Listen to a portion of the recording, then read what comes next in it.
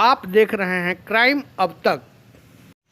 देखिए, आप सभी लोग को पता है कि माननीय चुनाव आयोग द्वारा ये एसआईआर की प्रक्रिया उत्तर प्रदेश में करी गई थी, जिसमें जनपद गाज़ीपुर में भी एसआईआर की प्रक्रिया की गई थी। तो प्रथम चरण की एसआईआर की प्रक्रिया के बाद आज आलेख का प्रकाशन किया गया है, जो कि ड्राफ्ट मतदाता सूची का प्रकाशन किया गया है और हमारे यहाँ पर उपस्थित राजनीतिक दलों के प्रतिनिधियों को वो ड्राफ्ट सूची की प्रति भी आज उपलब्ध कराई गई है। प्रथम चरण की कार्रवाई के उपरांत जो स्थिति निकल के आई है जनपद में, उसके बारे में मैं अवगत कराना चाहूँगा कि जब हम लोगों ने प्रकाशन किया था तो 29,51,478 मतदाता थे। एसआईआर की प्रगाढ़ परीक्षण करने के उपरांत जो हमारे पास जो बचे हैं मतदाता, इसमें से 4,08,689 मतदाताओं के नाम काटे गए हैं, जो कि विभिन्न वजह से कटे हैं। या तो वो मृतक हैं, या डुप्लीकेट हैं, या परमानेंटली शिफ्टेड हैं, या फिर अनट्रेसेबल हैं। इस प्रकार के विभिन्न मतदाताओं के जो टोटल संख्या आई है वो 4,08,679 है। और उनको काटने के उपरांत आज जो ड्राफ्ट प्रकाशन किया गया है उसमें 25,42,789 मतदाता अब प्रकाशित किए गए हैं। और इसमें हमको सभी जो मतदाता प्रकाशित हुए थे उनको 2003 की मतदाता सूची के साथ मिलान करना था। या तो वो स्वयं उपस्थित थे या फिर उनके माता पिता यदि सूची में उपस्थित थे तो उनके संबंध में मैपिंग करनी थी। तो हम लोगों ने मैक्सिमम इसमें मैपिंग करी है और मात्र 1,40,539 मतदाता ऐसे हैं जिनकी मैपिंग नहीं हो पाई किसी कारणवश।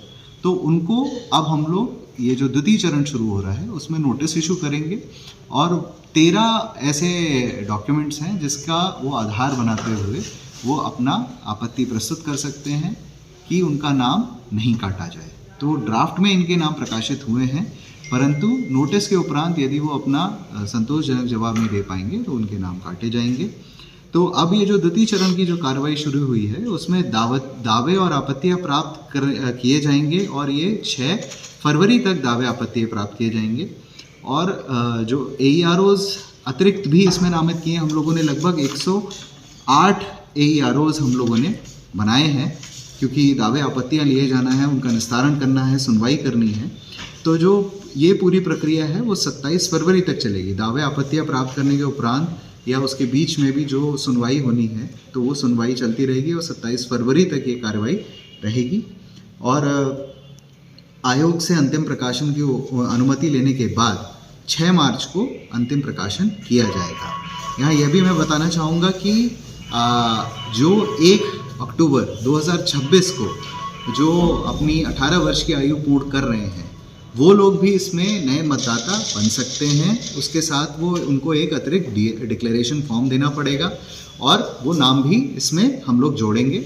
और इस पूरी प्रक्रिया में यदि कोई अन्य तथ्य भी आते हैं, जैसे कोई और सूचनाएं प्राप्त होती हैं कि ये मृतक हैं या कुछ है आपत्तियों के माध्यम से, तो उनके नाम काटे भी जा सकते हैं। और अगर कोई अपना वोट शिफ्ट कराना चाहता है तो फॉर्म 8 के माध्यम से वो वोट शिफ्टिंग का भी अपना आवेदन दे सकता है डिक्लेरेशन फॉर्म भर के।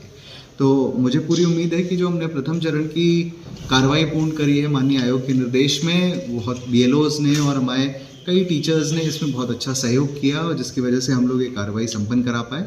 आगे की कार्रवाई के लिए भी विभिन्न राजनीतिक दलों के साथ हम लोग लगातार संपर्क में हैं। उनकी भी जो समस्याएं आती हैं उसका निराकरण करते हैं। यह भी अवगत कराना चाहूँगा कि जितने भी ऐसे मृतक या डुप्लीकेट मतदाता जिनके नाम काटे गए हैं उसकी बूथवार सूची हम लोगों ने अपनी जिला गाजीपुर की NIC की वेबसाइट पे भी डाली है। तो यदि किसी का नाम कटा है और अगर उसको लगता है कि मेरा नाम गलत कटा है तो वो उस वेबसाइट से अपनी सूची प्राप्त करके अपना नाम देखते हुए वो उसमें दावे आपत्तियां दे सकता है और उसमें हम लोग सुनवाई के उपरांत निर्णय ले लेंगे। धन्यवाद सर। ये आज किस तरह का बंडल राजनीतिक दलों को दिया गया था? जी, राजनीतिक दलों को आज जो ड्राफ्ट इलेक्टोरल रोल का प्रकाशन किया गया है उसकी प्रति उपलब्ध कराई गई है।